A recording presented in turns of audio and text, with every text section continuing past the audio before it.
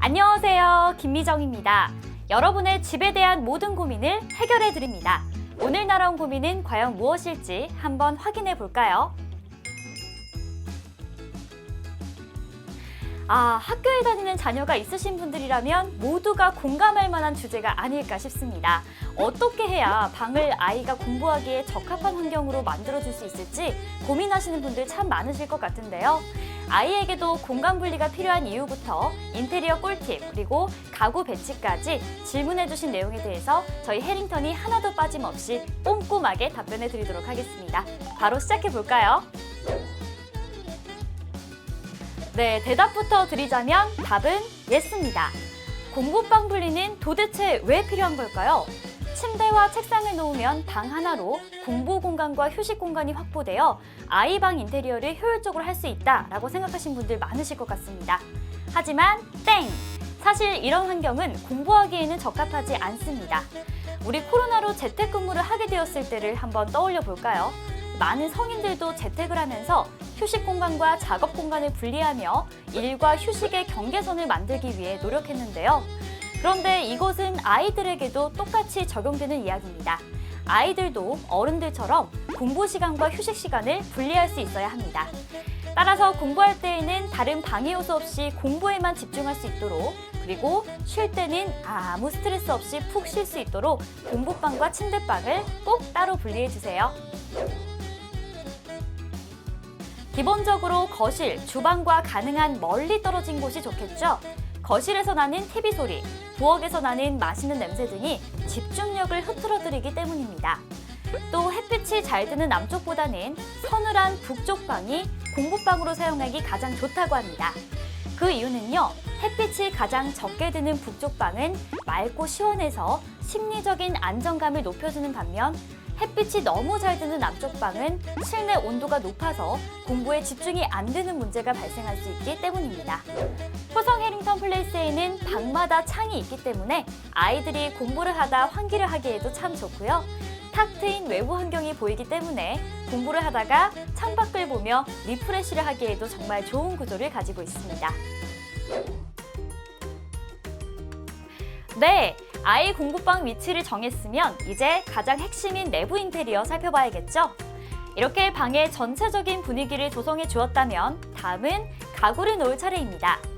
아이 공부방에서 가장 중요한 3가지 가구, 과연 무엇일까요? 바로 책상, 책장, 의자입니다. 차례대로 설명해 드릴게요. 우선 공부방에 빠져서는 안 될 책상. 이 책상은 창문을 등지는 위치에 벽을 바라보도록 놓아주세요. 온도 변화가 최대한 적은 곳이 집중하기에 좋기 때문입니다. 또 우리 부모님들이 아이가 공부를 잘하고 있는지 아니면 몰래 핸드폰을 하고 있는지 확인하기 위해서 책상을 출입문을 등지고 있는 대각선 부근에 배치하는 경우가 많은데요.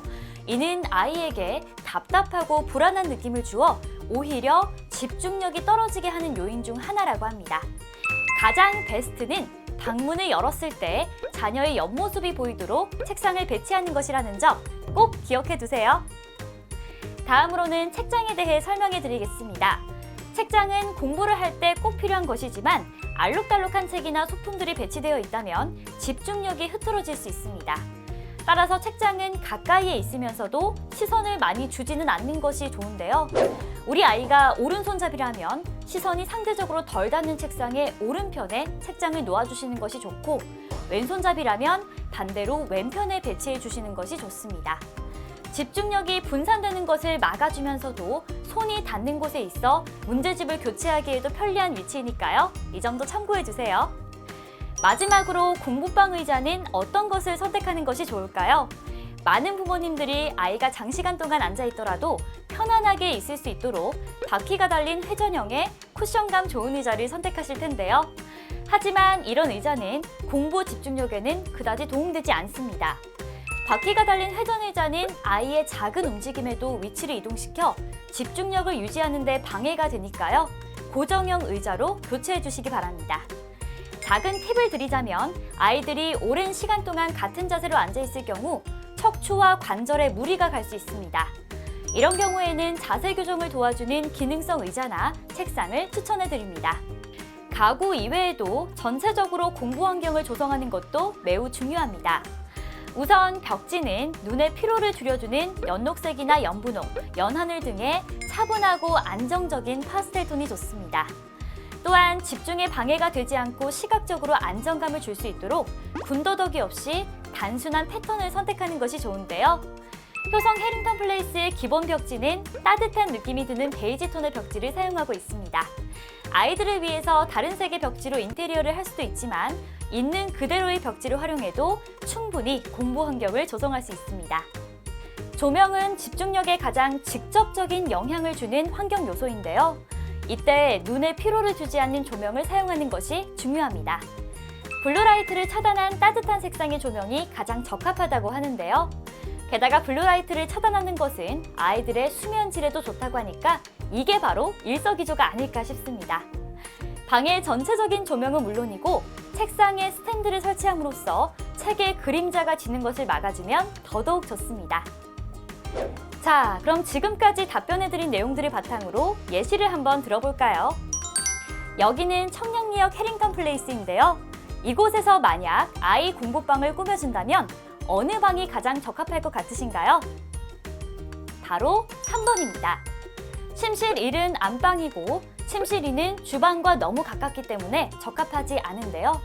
침실 3은 북쪽에 위치한 방이고 거실과 주방 사이 침실 2가 위치해 있기 때문에 소음과 냄새에도 방해를 덜 받을 수 있습니다. 자, 그럼 침실 3의 어느 곳에 책상을 설치해야 할까요? 1번과 2번 중 선택해보세요. 정답은 2번입니다.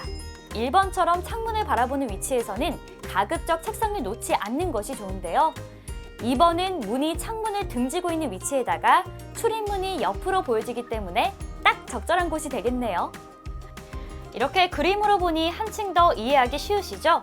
모든 조건을 충족시키기는 어려우실 테니 창문을 등지는 방향의 책상 놓기, 공부에 가장 중요한 이 조건만 만족시켜 주셔도 충분히 효과를 보실 수 있을 겁니다.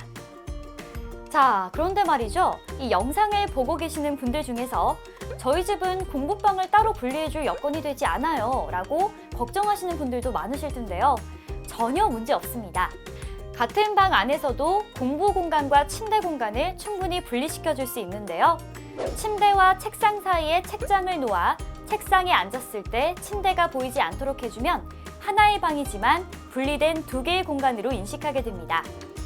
책장으로 공간을 나누는 것에도 어려움이 있다면 침대를 등지는 방향으로 책상과 의자를 놓거나 중간에 가니 커튼으로 공간을 분리하는 방법도 있답니다.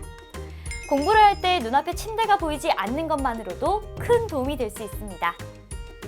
자, 이렇게 오늘 아이 공부방 어떻게 해야 하나요? 라는 질문에 대해서 쭉 답변해 보았는데요.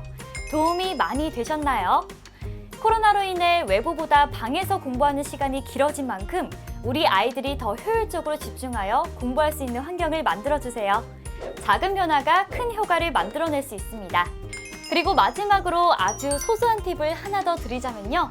아이들이 조금 더 자라 중요한 시험이나 자격증 등을 공부해야 할 시기가 다가왔을 때에는 아늑한 집의 공부방도 좋지만 조용하고 쾌적한 해링턴 플레이스 커뮤니티 시설 내 독서실을 이용해 보시는 것도 슬쩍 추천해 드리면서 오늘 영상 마무리하도록 하겠습니다.